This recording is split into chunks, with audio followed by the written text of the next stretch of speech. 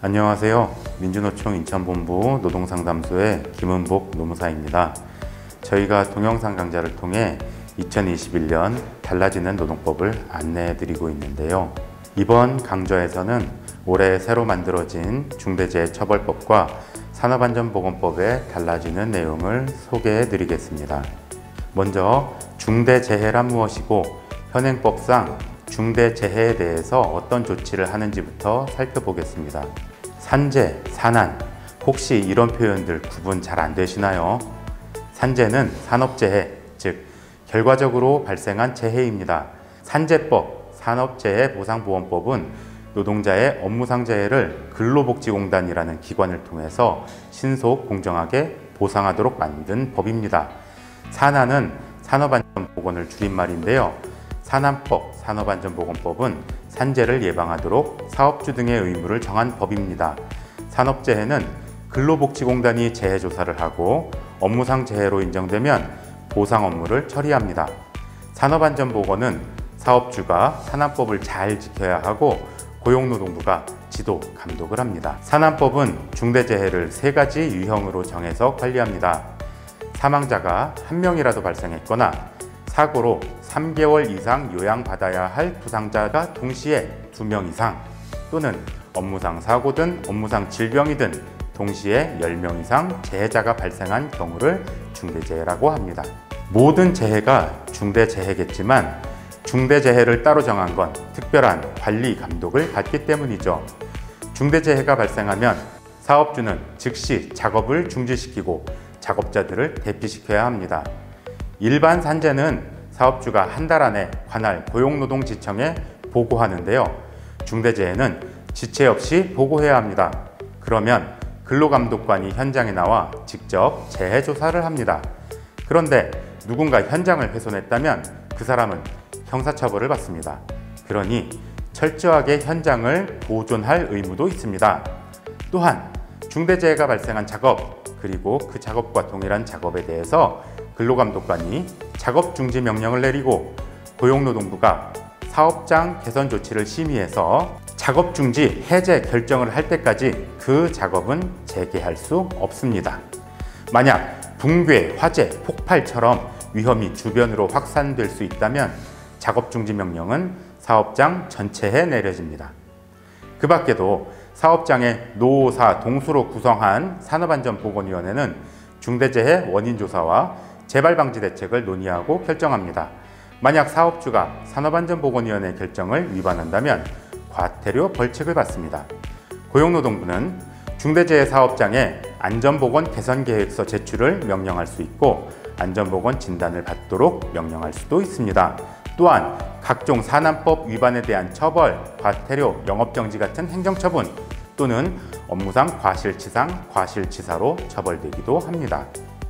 하지만 끊이지 않는 산재 사망. 2019년 하루에 평균 산재 사망자가 5명이 넘고 그 가운데 2명 이상이 산재 사고사입니다. 중대재해가 발생하면 기업의 책임이 무거울 것 같은데 왜 반복되는 안타까운 죽음을 막지 못할까요? 한 해에만 1000명 가까이 산재 사고로 사망하지만 금고 이상 처벌을 받는 사람은 매우 적고 벌금형도 평균 450만 원에 불과하다는 점, 매년 수백 명의 노동자가 살기 위해 일터로 나갔다가 살아 돌아오지 못하는 이유하고 관계 있겠죠. 산안법은 안전보건관리 업무 담당자, 즉 행위자를 중심으로 처벌합니다.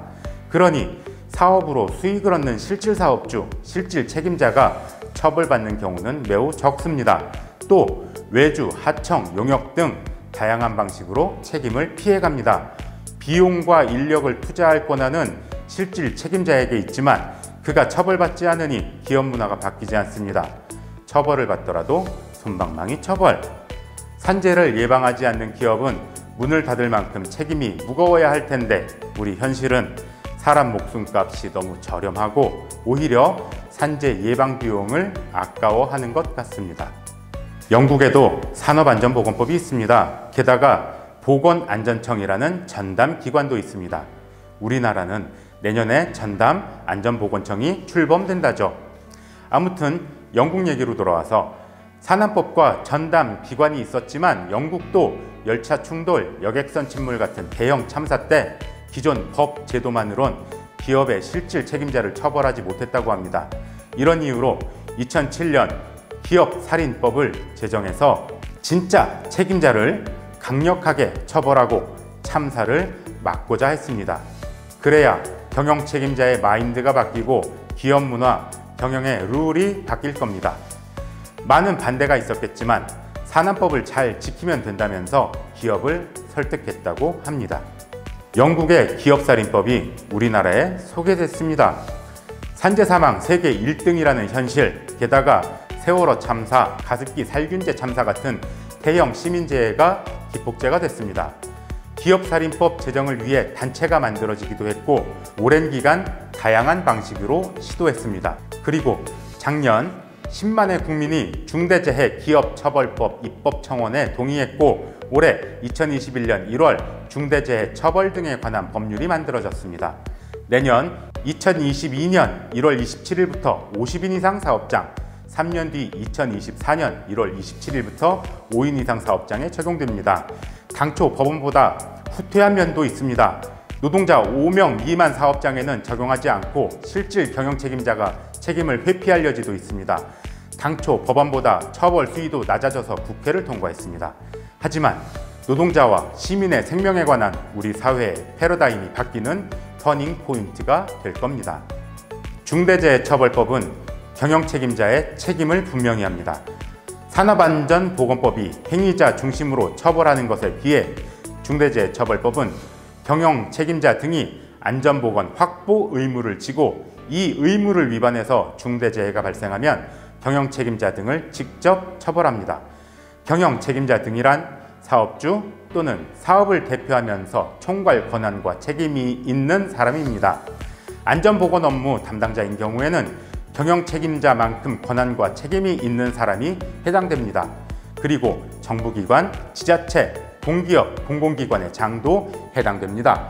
또한 경영 책임자 처벌 외에도 해당 기업이나 기관도 동시에 벌금형을 받습니다. 도급, 용역, 위탁 명목으로 책임을 피하려는 경우에도 원청이 하청이나 외주업체, 시설, 장비, 장소 등의 실질적 지배력을 행사하는 게 확인되면 원청 경영 책임자와 원청 기업도 처벌됩니다. 중대재해처벌법은 경영 책임자 등이 책임져야 할 범위, 즉 보호 대상을 넓혔습니다. 산안법은 노동자와 일부 특수고용 직종을 정해서 보호 대상을 정했는데요.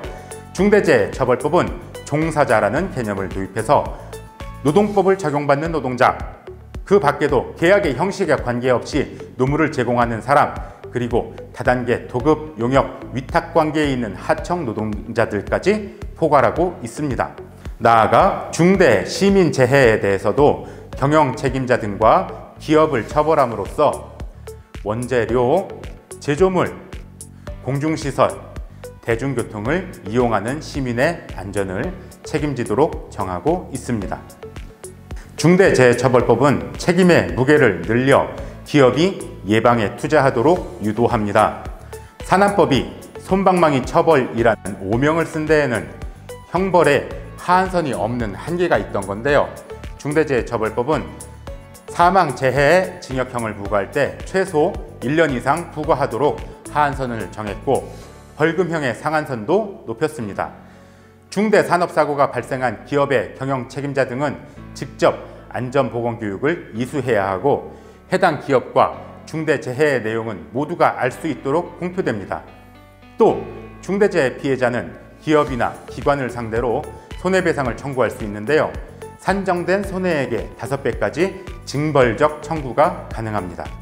눈치 빠르신 분들은 중대재해처벌법의 중대재해가 중대산업재해 그리고 중대시민재해로 나뉜다는 걸 아셨을 텐데요. 중대산업재해와 중대시민재해에 해당하는 기준은 화면에 보시는 것과 같습니다. 서로 비슷한 듯 다르고 산안법의 중대재해와도 다른데요.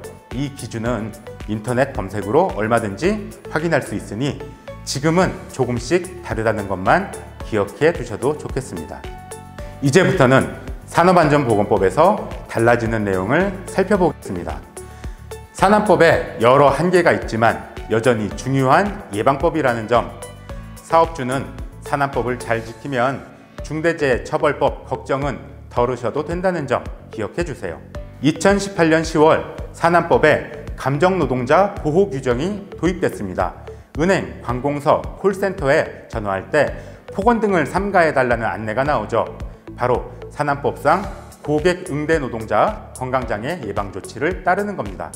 고객 응대 노동자란 주로 고객을 직접 대면하거나 통신망을 이용해 판매나 서비스를 하는 직종입니다.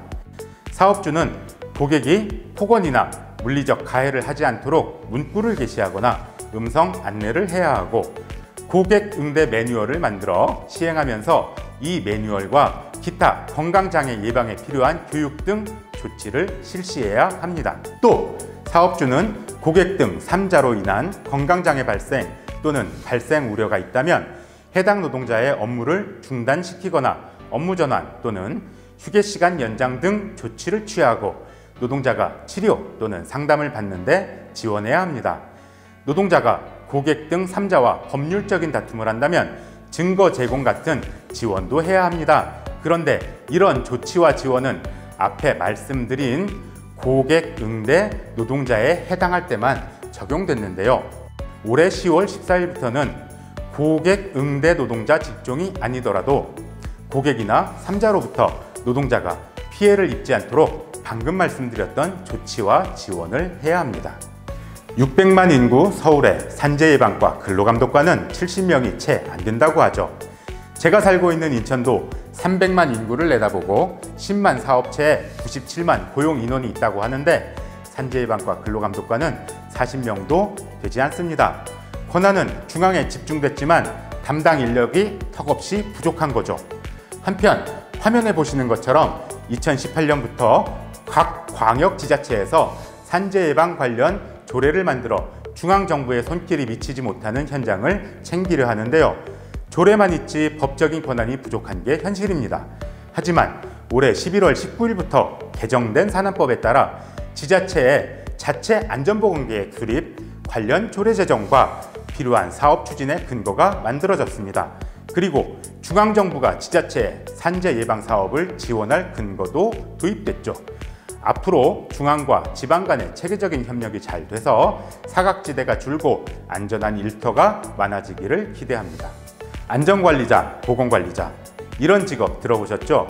산안법에 따라 노동자 50명 이상 사업장에 안전관리자, 보건관리자를 꼭 선임해야 하고 노동자 300명 이상 사업장, 공사금액 120억 이상 건설공사 또는 150억 이상 토목공사 같은 대규모 현장에는 안전관리자, 보건관리자가 다른 업무를 겸직할 수 없습니다. 다른 한편 안전관리자, 보건관리자 업무는 외부 업체에 위탁할 수 있지만 노동자 300명 이상 사업장은 외부 위탁을 할 수 없습니다.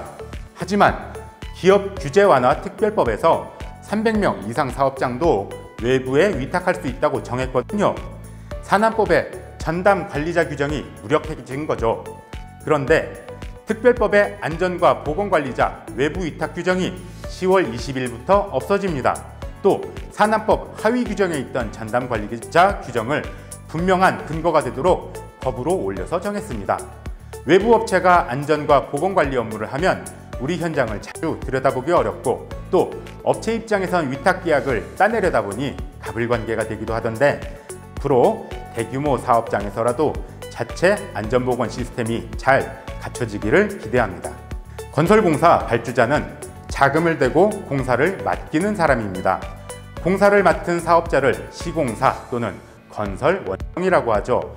발주자는 노동자를 사용하는 사용자가 아니지만 건설 노동 현장에서는 발주자도 안전보건 책임이 있습니다.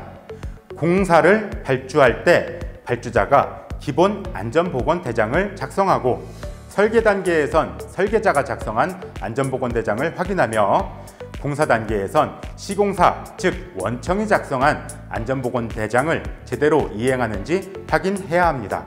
그리고 앞으로는 각 단계별로 안전보건 대장이 적정한지를 발주자가 전문가에게 확인받아야 합니다. 또 시공사가 안전을 우선으로 할 수 있도록 발주자가 적정한 비용을 대고 공사 기간을 설정해야 합니다.